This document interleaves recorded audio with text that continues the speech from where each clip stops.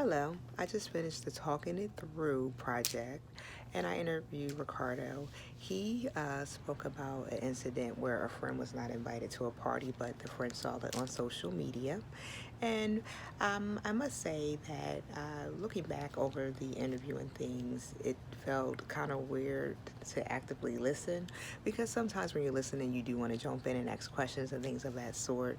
So it was like a self-control. I understand, not thinking about your response and wanting to blurt it out, but actively listening to get all the details in regards to what your interviewee is saying. So it was a new experience for me because I'm not used to being an interviewer. I'm used to answering questions, not asking questions. So that was different. So sitting and listening actively, it wasn't a hard task.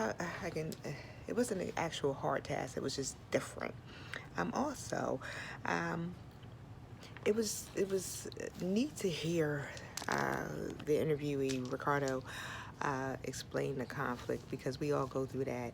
I went through that this summer myself, so it was nice to hear that you're not the only one that goes through things. Sometimes you can relate just by interviewing. You find out that you have a lot of more likes than differences with people.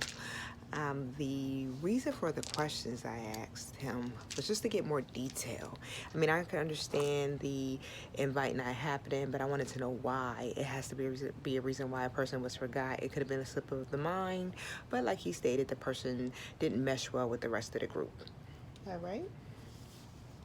And then I believe the questions were effective because it did pretty much push the interview to go a little further because I asked open-end questions. Listening, I had the chance to come up with questions to get more detail. Like I needed to what, when, and why, and how. So that's when I, wanted to know like why wasn't he invited? Could have been handled better. What would you do if you had a chance to do it over again? How would you feel if you were the person uninvited?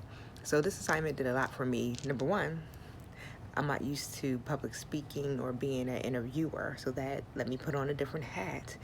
And number two, it taught me active listening skills because sometimes I do want to jump in and share my thoughts or say, hey, I can relate, but I found that there's different ways to do that by just simply nodding your head and saying, okay, wow, just different, ways and gestures to show that you are listening and you are following them. So this was a great project to have done, and I think I'm going to take more chances to interview people so that way I can brush it up and get better with my skills.